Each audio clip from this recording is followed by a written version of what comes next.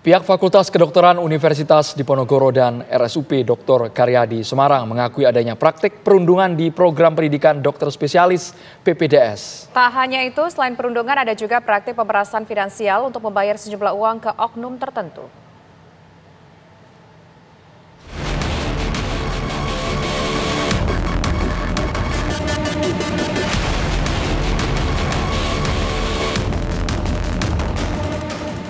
Fakultas Kedokteran Universitas Diponegoro dan RSUP Dr. Karyadi Semarang mengakui adanya praktik perundungan dalam program pendidikan dokter spesialis atau PPDS. Praktik perundungan yakni berupa tekanan finansial untuk membayar sejumlah uang tertentu pada oknum. Salah satunya, tradisi iuran mahasiswa semester pertama sebesar 20 hingga 40 juta rupiah selama 6 bulan. Dan bahwa iuran jutaan rupiah ini dilakukan di luar pengetahuan kampus. Kendati demikian, Dekan Fakultas Kedokteran Universitas Diponegoro mengaku telah mengeluarkan aturan terkait pencegahan perundungan. Salah satunya pembatasan iuran hanya sebesar Rp300.000.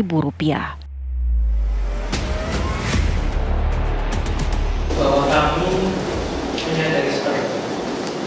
Kami menyampaikan dan kami mengakui bahwa di dalam sistem pendidikan dokter spesialis di internal kami terjadi praktek-praktek atau kasus-kasus perundungan dalam berbagai bentuk, dalam berbagai derajat, dalam berbagai hal. Kesehatan kiranya hari ini bisa menjadi momentum Mas Adi Karyadi sebagai salah satu wahana spesialis dan kedepannya jadi momentum untuk kita bisa bertanggung jawab lebih mengevaluasi dan menjadikan hal ini bukan sejarah. Kita bisa mencetak generasi-generasi di dalam tenaga kesehatan yang baik. Iuran-iuran ini digunakan untuk mencukupi kebutuhan operasional non-akademik seperti makan, kos, dan sewa kendaraan. Saya jadi dekan 15 Januari 2024. 25 Maret saya buat surat edaran. Ada 3 poin, tapi salah satunya saya membatasi. Saya bisa mentoleransi, saya tahu lah kadang mereka perlu nyanyi, perlu sepak bola, perlu bulu tangkis, itu tidak ada di biaya akademik, kan ada itu tadi. Saya membatasi maksimum yang saya toleransi, Anda berikan 300.000 per bulan, saya kira itu harus realistis. Hingga saat ini pihak kepolisian masih menyelidiki motif dibalik kematian mahasiswa PPDS Dr. Aulia Risma Lestari. Dari Semarang, Jawa Tengah, Kristanti Yosefa, Andri Panca, TV One mengabarkan.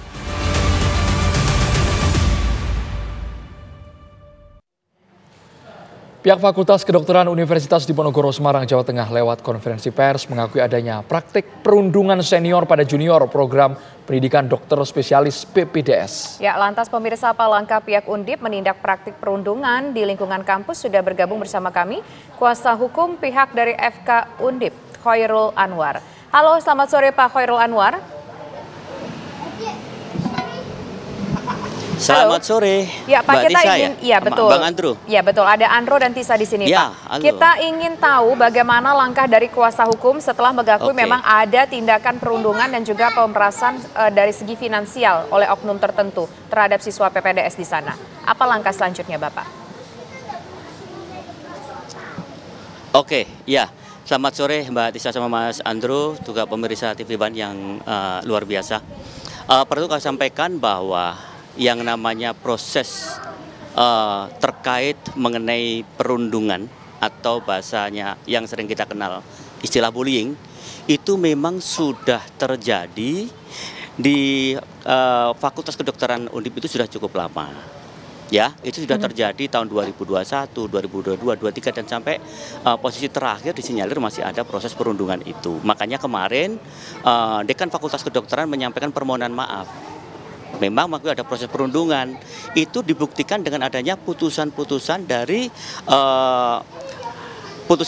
Fakultas Kedokteran yang memberikan sanksi kepada para pelaku terkait perundungan. Ya. Sudah ada putusan-putusannya dan putusan itu berjenjang sesuai dengan tahap kesalahannya.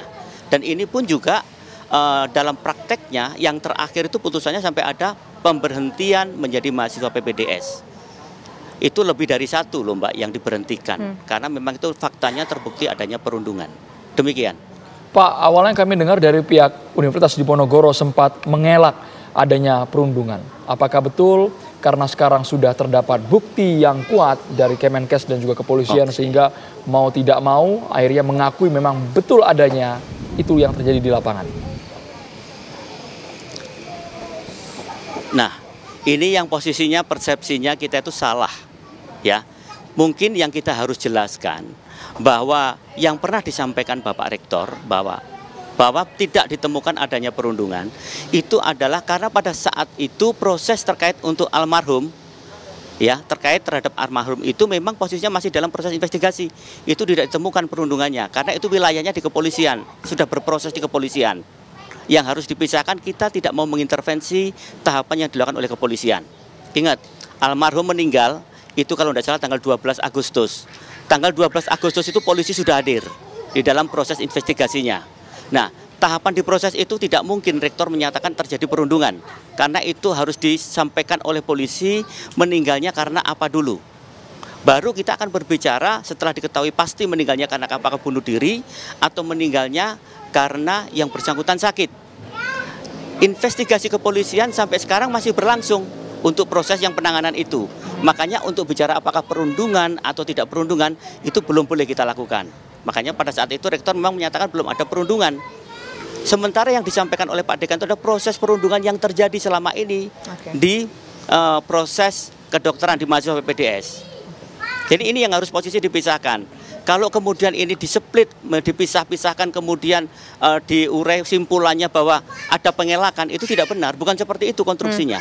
Jadi momen pertanyaan-pertanyaan yang disampaikan itu mestinya runtut tahapannya. Demikian. Jadi bisa kita simpulkan bahwa kasus yang terakhir yang meninggalnya seorang siswa PPDS dokter anestesi itu sampai sekarang pihak dari kampus belum memberikan statement bahwa meninggal akibat perundungan. Tapi yang sebelum-sebelumnya memang mengakui sudah terjadi perundungan sejak sekian lama. Ada berapa banyak pelaku perundungan tersebut dan berapa banyak pula korbannya, Pak? Kalau bicara berapa banyaknya sudah lumayan banyak lah, karena kan ada beberapa tahapan sanksi yang sudah diberikan. Itu database di Fakultas Kedokterannya ada, ya. Cuman kan tidak bisa sampaikan di forum ini karena menyangkut pihak-pihak lain yang sudah diberi sanksi dan termasuk yang di DO, karena memang posisinya dia itu mungkin melakukan pelanggaran yang cukup berat, ya. Terus kemudian kalau terkait mengenai kemarin itu belum disampaikan adanya proses perundungannya, kita Undip itu tidak mau mendahului proses yang dilakukan oleh kepolisian. Itu yang perlu kami sampaikan. Jadi sampai dengan saat ini kepolisian masih berproses dan kita tidak boleh mengintervensi. Itu biarlah berjalan normatif.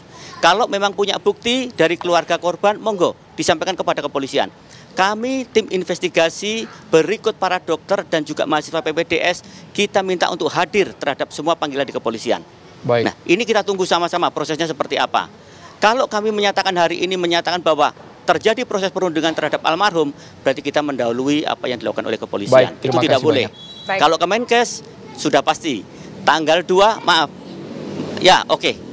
Terima kasih banyak kuasa hukum pihak FK Undip, Bapak Khairul Anwar. Kita tunggu nanti perkembangan terbarunya seperti apa.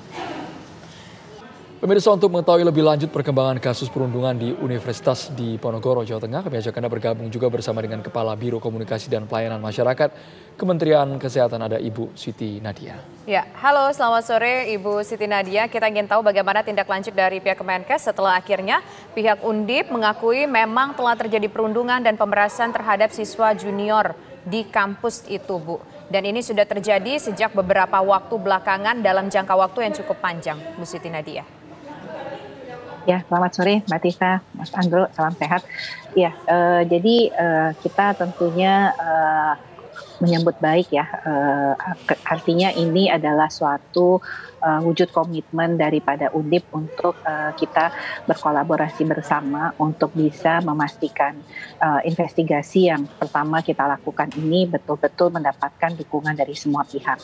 Yang kedua adalah tentunya komitmen daripada sisi Fakultas Kedokteran sendiri ya, untuk kemudian jangan sampai ada perundungan kembali yang muncul pada peserta pendidikan dokter spesialis. Nah, tentunya sebagai langkah selanjutnya kami akan tetap terus melakukan investigasi dan tentunya bersama-sama dengan kepolisian yang kemarin sudah kita berikan beberapa bukti-bukti dalam hal ini yang mengarah kepada perundungan, dan nantinya akan lebih lanjut dilakukan penyidikan yang lebih dalam ya oleh aparat penegak hukum untuk menentukan kasus ini seperti apa, dan ini akan menjadi lebih baik ya karena kemudian kita punya kepolisian yang nanti akan lebih objektif dalam hal ini untuk menilai jenis perundungan yang terjadi.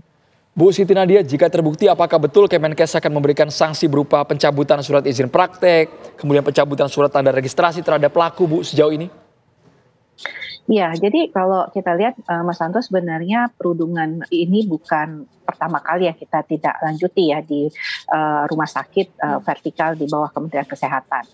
Kita tahu kurang lebih sudah ada 402 kasus perundungan yang dilaporkan, di mana kurang lebih 240-nya itu berada di rumah sakit vertikal Kementerian Kesehatan.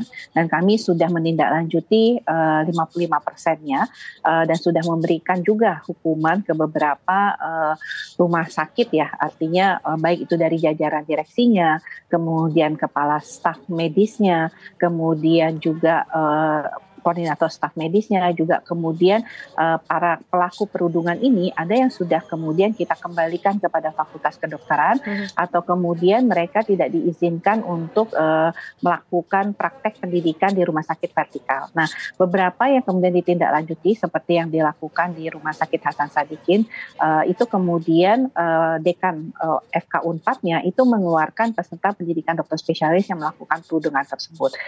Jadi itu sudah merupakan bukti nyata janji kami bahwa Kementerian Kesehatan tentunya tidak ingin ada praktek-praktek perundungan, apalagi kemudian adanya iuran-iuran yang tentunya tidak resmi dan bukan merupakan bagian dari biaya pendidikan terjadi pada peserta pendidikan dokter spesialis. Oke, baik. Terima kasih Ibu Dr. Siti Nadia atas waktunya sudah bersedia berbincang bersama kami. Kita harapkan dimanapun kampusnya tidak ada lagi peristiwa perundungan yang menimpa mahasiswa-mahasiswa manapun, termasuk juga mahasiswa PPDS. Selamat sore Bu Siti Nadia.